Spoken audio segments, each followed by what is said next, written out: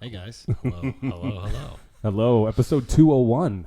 We're back. 102. You're right, it's 102. Even that, why do they even do that? Paul hasn't been in TV in quite a while. Why do they even add the 100 ahead of it? You start at the 100. Just know. You know what? No, it's a good question, though. Why do you that? start at the 100? I should know this, but I don't. Don't you work in television? I do, but I've never really asked that question. 101, 102. What is that? That's weird. It is weird. Well, I think it's a way of delineating season 1, episode 1. If you think about it in those terms, the 0 in the middle is purely placeholder. It's okay. 1-1. I'll buy that. Season 2 is 201. Makes sense. What are we talking about? We're about to find out, I think. I think we should just keep going with that.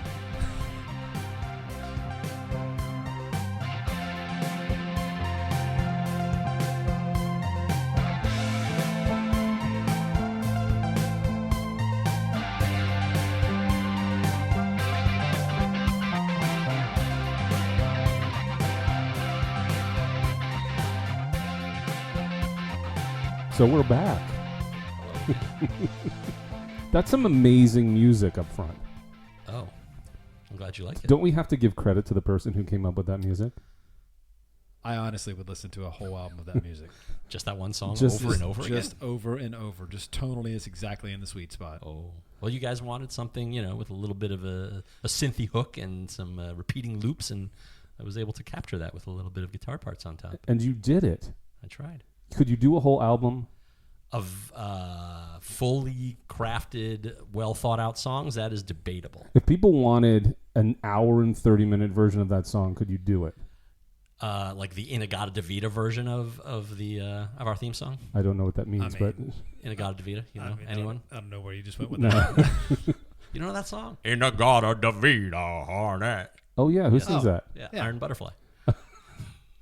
I know what it sounded familiar, but nothing else that you came out of your mouth sounded familiar. I think he could do it. Yeah. Give him a week, he could figure it out. Yeah. Yeah. Well, so if anybody's listening to this, they've clearly either listened to 101 and said, wow, 101 just floored me. I had to come back in I here had to hear what adding a number, one digit to 101 would do. at the end, not the beginning. And what about for those people who were joining for the first time at why the fuck are you starting at 102? That's a good question. Why That's would a great, yeah. I don't know. Well, you know what? I guess maybe sometimes it's the log line for the podcast that makes someone go, you know what? I don't really care about the first one. I want to hear the second one. Like the subject matter, like what you're actually talking about is of more interest than maybe what the first one was. Well, you also have to walk before you can fly, right? You got to take a little bit of time. You know what I mean? Yeah, that's true. Takes a minute. You feel for the audience, don't you? You understand. You're putting yourself in their position. Yeah, I mean, hopefully my speaker's a little bit better. My mic's a little bit better Your now. mic is so good this week. Okay, good. So I apologize to all the listeners for that first episode because I couldn't even hear myself. You were in the way back. Yeah, I was in the way back. I think it maybe had to do with something to do with the fact that the mic was perched on Ziploc? a Ziploc box. Yeah. A Ziploc bag. So for folks who haven't listened to 101, then the concept must be explained very succinctly, which is we don't know what we're talking about till we reach into this little Ziploc. Sorry. Back it up. We don't know what we're talking about until we reach into the bowl. Popcorn bowl. The popcorn bowl that has tiny little ideas that each of us have written, and every week we throw a bunch of new ones in there. And until we know what it is, we don't know what we're talking about. Was that good? Was that seem much more confusing than explaining it? Well, the rewind didn't help. How would you... But the popcorn bowl, I think. But aren't you impressed with the fact that I can make a rewind sound? Yes, that was very good. Can you do a rewind sound? No, I mean digitally maybe, but not. But you can't do it with your vocally. mouth. No, I'm not going to try. Mitch can't do it either. I can't do it. No, okay. Yeah. You mean like a Missy Elliott thing, where you say the words reversed? I spent a lot of years practicing the rewind. All right. Do it again one more time? No, that's It's pretty good, right? That is excellent. Yeah, Okay. it's like a needle drop. Makes sense. Why don't you get the bowl, my friend? Oh boy. Okay, here we go. And We need like some music that someone could write for us that would be almost like a tense-filled. I think we know who can do that. I don't know who you're looking at. Yeah. Also, by the way, we never introduced ourselves. Oh, this episode. Right. Oh, go ahead. Don't we have to do that? Sure, go Shouldn't ahead. we do that? Yeah, go ahead. Do it. Me? Yeah, who are you? Oh, I'm Ben. Hi, everybody. Oh, hey. Uh-huh. It's great to meet you, Ben. I'm Mitch. I'm the youngest of the group. This is true. Are you? It's true, I guess. Yes, this is true. And this is Paul. And I know how to do a rewind sound. My claim to fame. So this week we're going. Last week I got to pick from the bowl. Again, this is Ben. Hello. That's and this week Mitch is going to pick. Is it because we're in my house? That should be why. Okay. That's a good enough reason as any. Yeah, but we're going to be doing this probably here, so you can't pick every week. Okay, that's true. Okay. Yeah. Unless Okay. you want to, and that's fine. Should I dive Do in? it. Do it. Pick Okay, it. here we Pick go. it. All Let's right. see. So Look. music. We have music right now, right? This is Something- really, there's tense-filled music happening here that Ben has created. All right, next time. Ready? Oh, I'm ready. Oh my god, I'm so nervous. What is it? Okay. Why are you nervous? Well, because first off, I'm having to juggle the mic with my one hand. You know what I mean? That's true. Okay. I cannot. I mean, this is, by the way, when I envisioned this podcast, this is actually what I thought of right here. Uh-oh. You two fools diving in on a topic that I have no idea about. So this Oh is my great. gosh. You want to? Okay, so the topic for the day is John Carpenter movies. Okay, here we go. Well, it wasn't mine. That was mine. Okay. Okay. And All I'll right. explain why it was mine. Okay. Please, give us some context. So I've been on a bit of a Carpenter binge lately. It started around just before Christmas time, when I was looking for sort of new ornaments for our tree. In our household, I am the one who puts the pop culture ornaments on the tree, and as the one Jewish person, officially Jewish person in the family, I adorn it with ridiculousness, and I'm grateful that my family lets me do it. But this time, I was looking for new ones, and I came across a "They Live" ornament. And I was like, well, that has to go in a place of prominence. So I got it, and I was like, God, I haven't seen that movie in forever, and just forgot about that. We went away a few days later. We were in New York. We were on vacation, and I turn on the television, and what happens to be playing? They Live. And I was I was mesmerized from the minute I saw it, again, just like I was when I was a kid. And because of that, I just started watching all of these old Carpenter movies. The Thing, Starman, Escape from New York, some of his classics. And, A Big Trouble in Little China. And it just, you think about the output that man had. I mean, throughout the 80s, he was like a defining artist in multiple genres. And I think his influence on like our generation, at least, I know, people our age who like those genres kinds of stories, his impact, you almost can't measure it. So that's why I decided, you know what, I'm going to put his name in the bowl. And he composed Those themes. so much of the music. Yeah. Wow. We wouldn't have the Stranger Things theme if not for his musical stylings. And did you mention Halloween? I didn't mention Halloween or Christine. I mean, I didn't mention everything, but yeah. I mean, and what is the They Live?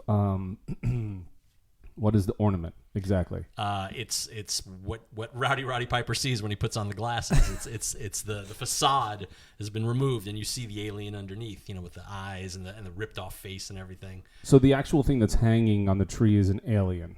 Yes. Okay. So there's no scenario where it comes with glasses that you put No, on it's and not take off that. and it changes. I don't think Hallmark ornaments are that high tech. There's a Hallmark ornament, by the way, that is from Empire Strikes Back, where you see Han Solo. It moves. He goes into the carbonite chamber and comes back out frozen that's pretty cool. as a block. That's pretty cool. Like it all happens and there's music playing and everything. Music. In the ornament? The ornament does that. Just search somewhere. Okay, but John Carpenter, Mitch, have you seen any of his movies? So let's back up real quick. I don't think I knew Carpenter did Halloween. Yeah. Okay. And and wrote all the music to Yeah. the theme song. Insane. I watched Halloween probably 2 weeks ago, just randomly stumbled upon it. And probably still the scariest movie. And I think it probably touches on something different, like an earlier part of my life and all that. But just insane the way he used the music, all that stuff. I don't know a ton of his movies though, but I do know some of them.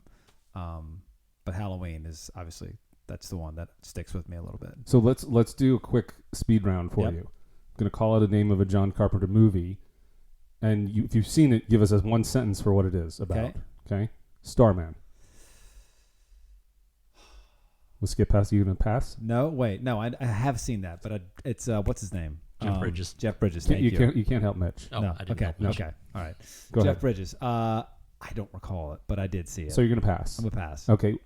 Big Trouble in Little China. I don't think I've ever seen that. What? I know. This is wrong. I know. So you're passing on that one. What is the pass? What am I passing on? You're just passing. It means you I don't mean, know I what the haven't movie. seen You don't know what the movie is. I think this is Okay. why he was dreading this topic. Okay. Okay. Okay. I did not see that film. You're I'm passing. passing. They Live. Pass. You're passing on that one. The Thing. The Thing. Yes, I did see that. Okay. Give us a sentence on that one. God, I don't remember. Dude, how old am I? Are you passing? I know I'm the youngest here, but that's a long time ago. The movie is The Thing. Yeah. Yeah. The Thing. You've seen it. Kurt Russell. No, you can't give Come it. on. You know what? I may not have actually seen it. I may not have actually He's seen clearly it. drowning. No, it's okay. Throw him a lifeline. Someone's gonna ask me about shit that I don't know This about. is the whole purpose of this podcast. I want you This is to true. educate me a little bit. So this is good. I don't think I've actually seen it. But I feel like it's like one of those. I feel like I've seen parts of it, but I don't know if I've seen it from start to finish. Escape from New York. I did see that. Okay, just a quick one sentence. Scary as hell, only because it felt like No, like a sentence on what's it about. God, I don't remember. Okay, we're gonna pass. Yeah. Does Again, the ti- this is why this was Mitch's worst. Does Yeah, the I- title? But doesn't the title? Yeah, Well, I mean, just Yeah. like you're in a job interview and somebody says, it's basically Mad Max in New York, right? Basically, a little bit. That's a fair enough. Yeah. High. I mean, in terms of the concept. tension, in terms of the chaos, in terms of like him trying to just run from. I know it's Douglas, right? Right? "Who? Michael Douglas? no, Kurt Russell. Kurt Russell. Okay, same thing.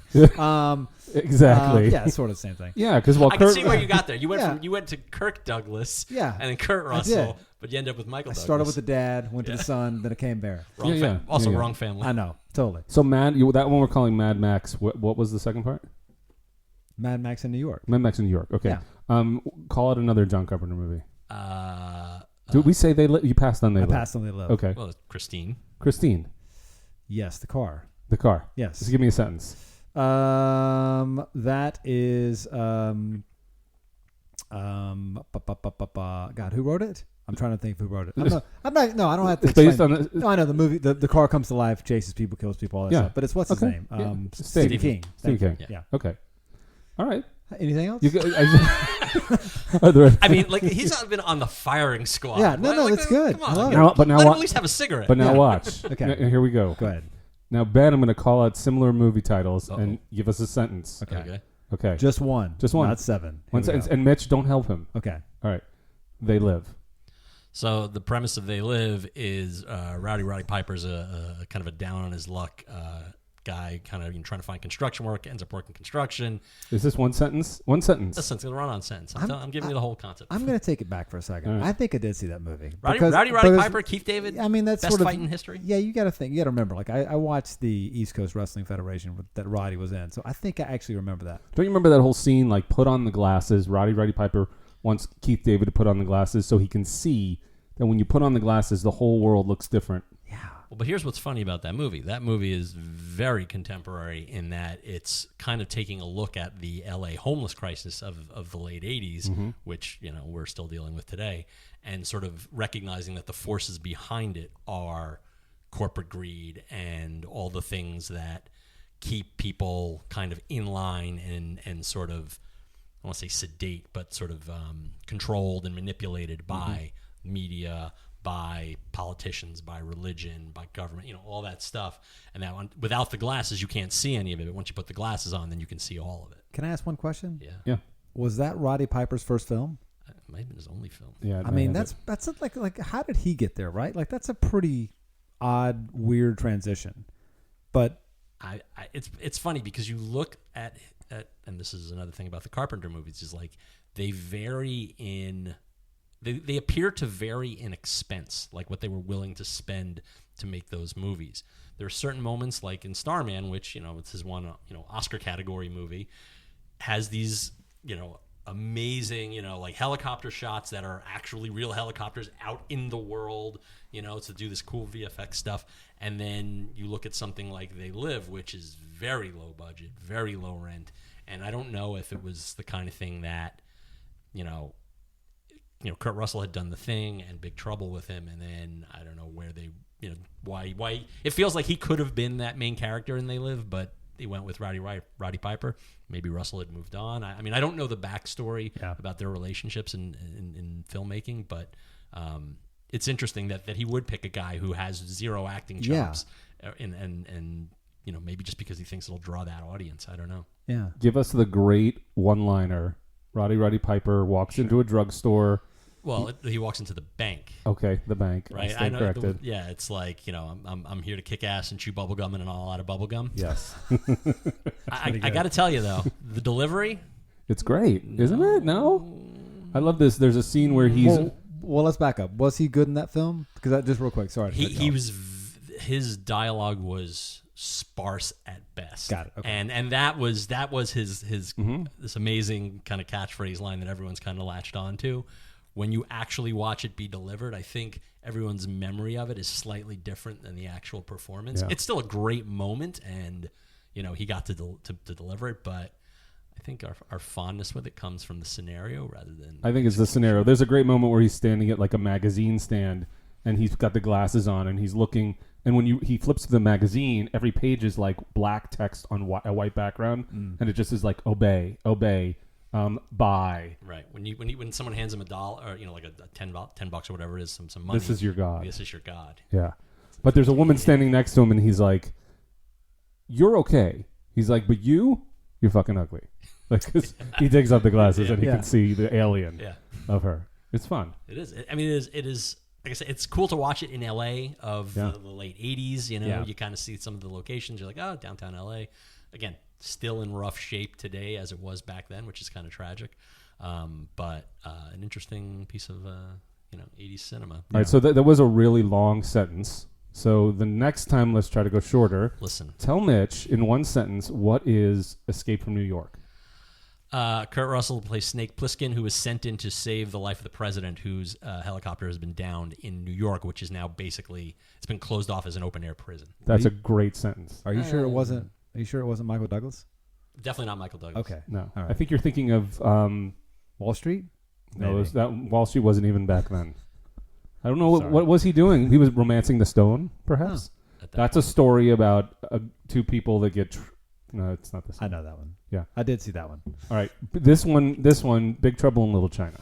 What's the sentence? It's another Kurt Russell one. He's a trucker who ends up in China, finds himself caught in sort of this turf war between these gangs and the Chinese underworld, the supernatural Chinese underworld, where this guy, David Lopan's trying to kidnap a girl with green eyes and marry her so that he can become, mortal again. I think I did see that. I mean, again, like you have to remember, I think I probably dabbled on a lot of these. I just don't really recall them. But that was a Robert Evans film, right? Wasn't it?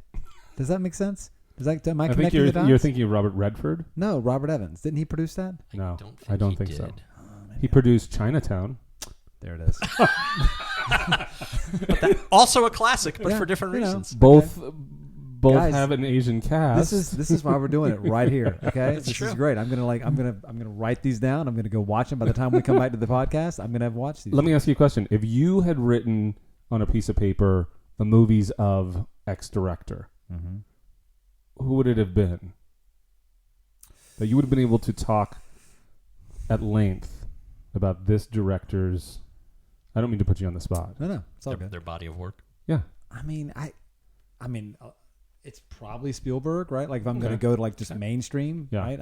I don't think I've got a specific director that I follow or track. Sylvester Stallone, perhaps. I think you could probably. I think there's at least 6 or 7 movies in a row. Yeah. That you know. Yeah, I could do those. But truthfully, it's odd, and I think I'm sure that probably really annoys him, is that I don't really connect him to directing. You know what I mean? Even though he did. It's crazy that he actually wrote and directed from number 2 to all the way out. He wrote the first one, didn't direct it, but every other Rocky movie he directed. Yeah. And wrote. And let's not, glaze past the fact that 3 is one of the greatest sequels of all time.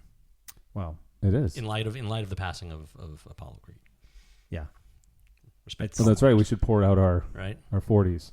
Yeah. In honor of Carl Weathers. Carl Weathers, one of the nicest guys ever. Right, enemy turned friend in Rocky 3. They were bros. They were working together. They were fighting Clubber Lang. His prediction for the fight was pain. I mean, imagine that guy. Not to go off on this tangent No. because we could go down this rabbit hole, but But imagine that's the him. whole point of just for the new viewers, listeners. That's the whole point is you don't know where this is going to go. We are starting on a topic and we meander, just like all conversations do.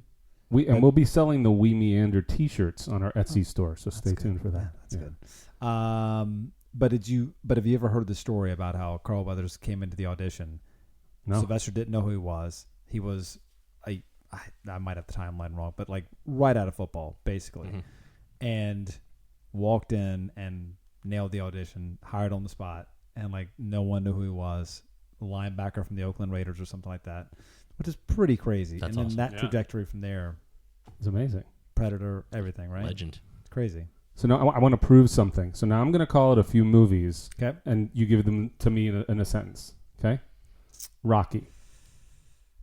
Greatest film of all time. How about that? I'm not going to even waste my time describing it. Okay. I'll just say that. All right. Predator. Underdog Fighter gets a shot at the title. There it is. That's bad. By the way, that's why Ben's the writer. Okay. Predator. You can do that. Yeah, it's it's Arnold and his team of sort of militia fighting a extraterrestrial alien in the jungle. Perfect sentence. Yeah. And then Over the Top. Highly underrated film. Okay, made me want to do curls in my garage for about 3 years. I think I still drive down the road and put my elbow on the center console and just flex and work it back and forth like you used to do. There's Remember arm that? wrestling truckers, right? Were they truckers? Yeah. Well, he was a trucker. He was a trucker. Yeah, He was a part of an arm wrestling. It was the Karate Kid or Rocky, but it Yeah, was yeah. arm wrestling. yeah. But remember the guy that he arm wrestled at the end, the big like huge Yeah. bald guy. Remember that guy? Yeah. Oh my god. But is that a real thing? Oh yeah. There's a real arm wrestling. Oh, they were Oh. truckers, yeah. No. Are trucks real? Trucks are real. Trucks. Yeah, I mean, I don't think they're all truckers, but it does exist. I mean, if there's a slap contest, there's got to be an arm That's wrestling true. contest. That is ridiculous. By the Yeah, way. that's ridiculous. We're not going to get into that. Huh. And then Tango and Cash. Wait. Okay. Well. Okay. Is that Douglas or who was that? Russell. Get there, Russell. Okay. But which one was Tango? Which one was Cash? Probably one of the best buddy cop movies ever, right? It's got to be. It's pretty good. It coined the phrase FUBAR. Yeah. Yeah. Do you know what FUBAR is? Yeah, Ben? fucked up beyond all recognition. That's right. Yeah. That's from that movie? That's where it came from. No. Well, I I think think it came from the military. you think? Yes. Well, yeah. I'm going to go with that. But we know it from that. I know. That's what I know it from. Yeah. Yeah. That's a great film. Yeah. And what's your sentence on that one? I don't remember what they were doing, but they were buddy cops. Yeah. Basically, they. Yeah, busted I don't a drug- remember what they were doing They're either. busting a drug ring, no? It was one of those Very typical 80s. Well, Sly was very slick and polished, and who was it? Kurt Russell. Kurt Russell. Oh, was it Michael Douglas? I mean, it could have been Michael Douglas, but it's not. It wasn't. Okay. And All right. Kurt was a little bit more of like a rogue bad boy cop, and Sly was always there was tension between the two, but they That's found right. a way to work together. That's right. Sly was the kind of the normal dude. He was a He little was bit the of the Don. responsible, Yeah, conservative cop. I like to think of him as the Don Johnson of the movie, right? A little bit. He was always in suits and very slick and Mhm. polished, That's right. doing things by the book, but could get dirty if he had to. But the funny thing is that both Crockett and Tubbs were fairly well polished in their own way. Yeah. By the way, how much greater is my base of knowledge with Stallone versus Carpenter? I mean, seriously. But okay. That's Yeah. what I wanted to show. Okay. And there's nothing wrong with that Yeah. at all. Yeah. That's why if you had written that down and we'd gotten that subject, you'd be leading the charge Yeah. instead of being under fire. Yeah. I mean, Yeah. I'm sweating. Well, back to John Carpenter. What's the last thing he did? When's the last time? That's a good question. I know he composed well, there was music for this- the new Halloween reboots. Yeah, and there was Escape from L.A. There was the sequel to Escape from New York. Like, 20 years ago? Something like that, which was, Yeah. 15 years after the original, like 20 20 years after the original almost. But I'm not sure. I'm not sure what he's done, what his body of work contains of late. I'm just in awe of the sheer impact he had on an entire generation of nerd and fan and genre freak. That he essayed so many different genres in his own unique way and managed to, I think, inspire a lot of people. I bet if you polled a lot of Hollywood people our age, they'd say, "Oh my God, John Carpenter was a huge influence." Huge. And do you know, on Escape from New York, who one of the crew members was that painted the background building image, the building backdrops. The matte paintings? The matte paintings. Do you know who did that? I would say Ernest Borgnine, but he was in front of the camera. That's correct. It was call not. Back to It was episode not 101. Ernest Episode 1. My gosh, if you haven't listened to 101, you're in for a treat with the Ernest Borgnine references. If you've skipped to 2, you probably made a good decision. James Cameron. James Cameron was working like as a crew guy on Escape from New York, painting backdrops. Pretty crazy. That is pretty crazy. Pretty crazy. What was Ernest Borgnine doing the year that movie came out, though, I wonder? Was it Airwolf? I mean, unless there was Post involved in Escape from New York, he might have been doing that too. I don't think he was working on that one. For me, They Live is... I mean, so many of these movies are great, but Keith David, who, by the way, I ran into at Staples. You did? A few weeks ago, and I just couldn't resist saying. Did you try to get him to put on your sunglasses? I did not, but I just said, Mr. David, just want to let you know, huge fan, really respect you and your work. He said, thank you. If you're a celebrity, and are you sick of people saying that to you? Like, here's the thing. Like, I always, we live in Los Angeles. We work in the industry. I was at a what's a sandwich place? Mendocino Farms. I was at Mendocino Farms. I think that is a salad place more than a sandwich Do place. you? They have a lot of sandwiches. They really do. We'll get there. Don't Yeah, worry. Okay, who's sitting 2 seats away from me?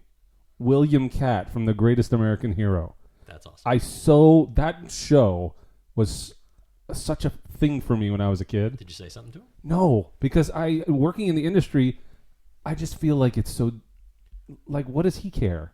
I will always go up to someone and say how much I appreciate their work. Like, I think people appreciate that. I do. I mean, so, like, too. I mean, unless they're just, unhinged. I don't know. But I feel like people, if you're not rushing them in a weird way and you're just telling them how much you appreciate it, or like how you connected to how they connected to your life when you were younger or something like that, I feel like people appreciate that. And if they don't, whatever. Well, especially if you're like being respectful. Like, there was one time Tracy and I were standing behind Clancy Brown at FedEx Kinko's, and it's like, oh shit, it's Clancy Brown, and she's like, okay, I'm like, and he got up there and he did his transaction and he finished and he turned around. I said, Mr. Brown. She's like, whoa. Just want to tell you, I'm a big fan of your work. What did Mr. Keith say when you said you were a big fan of his work? Oh, he said thank you. No, I mean, he was totally cool about it. I honestly believe if you keep your distance and you are respectful, I think most people, if they're a celebrity, are cool with hearing, a nice, affirmation over the course of their day. I think David Keith's David Keith's a whole different guy. Wait. David Keith was another actor. Are you talking about David Keith or Keith David? Keith David. Okay. Sorry. Wait. Okay. Let me make sure. Okay. You know what? Let me make Who's sure I got David the right- Keith? Hold on. David Keith Wasn't he in Hardcastle and McCormick? No. Wait. Oh, let me make sure I got the right guy. with here. what's his name? Yeah, him. Not Brian Dennehy, but the guy from Brian Keith. It was Brian Keith. Okay. No, but hold David on. Keith's a whole other Wait. actor. I'm talking about David Keith. No, you're talking Keith David. No, I'm talking about the guy from Officer and a Gentleman. Oh, okay, yes, David Keith. Is that who you ran into? No, Keith David. Who the hell's Keith David? He's from They Live. He's all. You know where you might know him from? You might know him from There's Something About Mary. He's the dad. Cameron's dad. Okay. He's also All right. in the movie called They Live that John Carpenter directed. Got it. Yeah. There it is. Did I say that? That who? Keith David was in They Live. He was. Yeah. I'm just He reminding was Mitch. just reminding me. It's all Did good. I just do that? But let me transition. I think David Keith's career is a very interesting career. I do. Okay. Like, it's a very, if you think about the guy, he was in some of the biggest films. Who? I don't know who he is. Officer and a Gentleman. And wait. You mean what? Louis Gossett Jr.? No. He was, No. I know who he's talking about. Yeah, he's like, he was in a lot of movies in the 80s, and you Yes. don't really know, but he would pop up and you're like, oh my God, you know Yeah, him. he's like that guy. Yeah, he's that guy. What does he look like? Not Keith David. Is he a Caucasian actor? Yes. Yeah. Huh.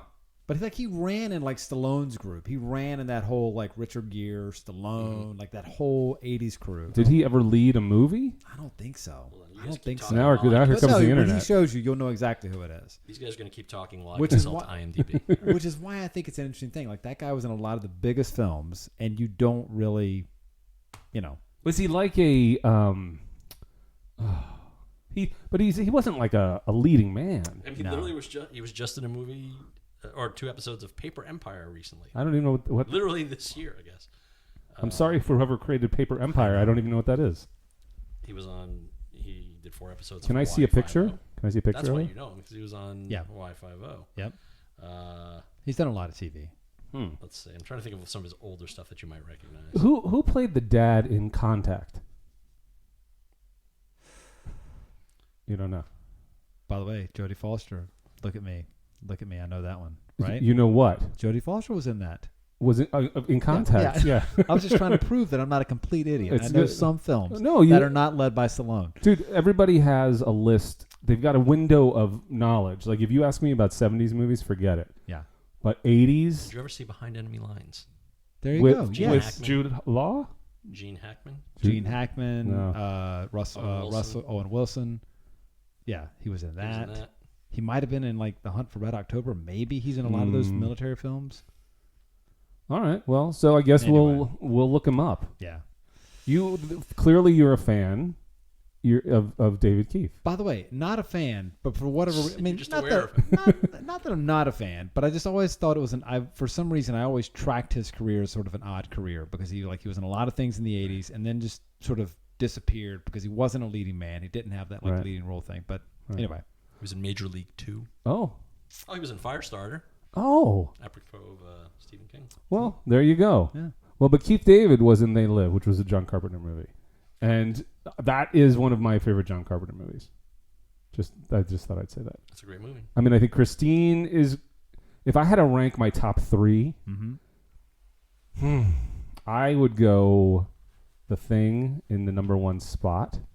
I would go Escape from New York number 2, They Live number 3. God, Halloween's not in there. I don't love Halloween. I don't know. I think the music in Halloween is Yeah. honestly some of the best scoring I've ever heard. And it's so simple. It's kind of like the Jaws theme in a sense. It's just like Right. Yeah. 4 notes. It's on the money. Dun, dun, dun, dun, dun, dun, dun, dun, dun. I mean, you can't even do it. What is it, Ben? Do it. I'm not a You were just singing earlier in the podcast. I knew that song. I can't sing this one. Well, you know what we'll do? We'll layer over the music during Yes. this part of the conversation. We're gonna have to license that. It's good. We won't have to license it because we're not charging for the show. Oh. Once we start charging, which who knows if that will happen or not. Oh, Yeah. we're gonna make bank off this. Huh? Yeah, we sure will. I didn't see that coming. I thought Yeah. that was. All right. No, you were going to say. What was I gonna say? What were we talking about? We're ranking the top 3 John Carpenter movies. Oh, yeah. I mean, Big Trouble in Little China, Is number 1. probably. Starman is 2. Oh. And then I guess it's sort of a toss-up between The Thing and Escape from New York, just because those are. I mean, I like Kurt Russell in his movies. I don't know, for whatever reason. I just think there's a nice synergy between the two of those guys. Okay. And Mitch, the ones you remember, what would you rank your top 3? Oof, I don't know if I've seen 3 of them. I think we determined that, didn't we? Which did we determine you saw? I mean, well, I've definitely seen Halloween. Okay. Right? Yeah. I may have seen. You saw Christine. I did see Christine. I Okay. may have seen The Thing now that I'm thinking about it. You've never seen Starman? You know what? No, I know I saw Starman. I know I did. I You know gotta I saw rewatch that one. That Yeah. one's- So you got I 4, definitely saw Starman. So for you sure. have 4 to choose from. How do you rank those out of those 4? I do remember liking Starman, so I would go Halloween as my number 1, Okay. only because it's weird. I don't love scary movies, but for whatever reason, I do like that film. Okay. I would go Halloween. I would then go Christine probably, Okay. and then probably Starman. All right. Well, look at that for someone that didn't necessarily know everything about John Carpenter like Ben did. I do not know everything about John Carpenter. I don't pretend to. You're passionate. I'm recently engaged with. If I said Like to if you, you asked me 10 years ago, I probably wouldn't remember half of this. You appreciate his impact on the I've the industry, right? Yes, Yeah. I've come to sort of retroactively be reminded of what an impact that guy had and how I aspire to that level of, that kind of success, because he made movies kind of on his own terms, or so it seems, and they were subjects that he was interested in. And as a creative person, I think that's all anybody wants to do, is do the things that kind of light them up and make them want to, get up in the morning and do it. So. and so if you're in a Mendocino Farms and you see David Keith, Mm-hmm. John Carpenter, Mm-hmm. and Roddy Piper posthumously. That would be weird to see Rowdy Piper. Just assume he never died. Oh. And you can only talk to one of the three. Who do you choose? I'm going to give Rowdy a better line reading. You're gonna talk to Rowdy over John Carpenter. Well, he knows that the line reading should have been. Okay. I mean, I'm going Rowdy every single time. Every single time, right? That guy's... And I would have said that, but I think now David Keith is kind of who I would. I think you need to. You need to get acquainted with I David need Keith. to find out more about him. I know enough about the two of you. That's right. You, I don't know anything. Well, good. Well, there you go. That's John Carpenter. That's it. That's all we got. I mean, I know what I'm doing tonight. You're going to watch a shit ton of John Carpenter. What's your first unwatched John Carpenter movie? I think I'm going to go back and actually refresh myself on Starman. I think I'm going to go there. Okay. And then I'll probably text you and say, what should I watch next? Probably a Michael Douglas movie. Just so you can start to... Or Chinatown. Either way. You go either way. I really want to see Robert Evans' Big Trouble in Little China, frankly. I want to see what that version That was. would be an amazing... By the way, that was me just trying to find my way to connect the dots. That's all I was doing. Okay? Well, maybe the next episode, which I think is going to be entitled 103. Yes. It will be 103. We'll pick something. Who's picking next time? I think it's me. You. Yeah, It's me. Yeah, it's you. You get to pick. Maybe I'll pick something that you put in the popcorn bucket. Yeah. Is that what we're calling Yeah. it? Yeah. And Or the maybe bowl.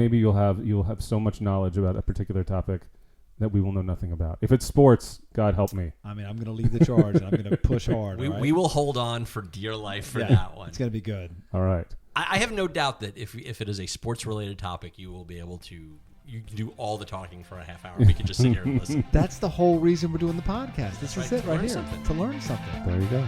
So that's what we're talking about this time. I guess we'll see everybody next time.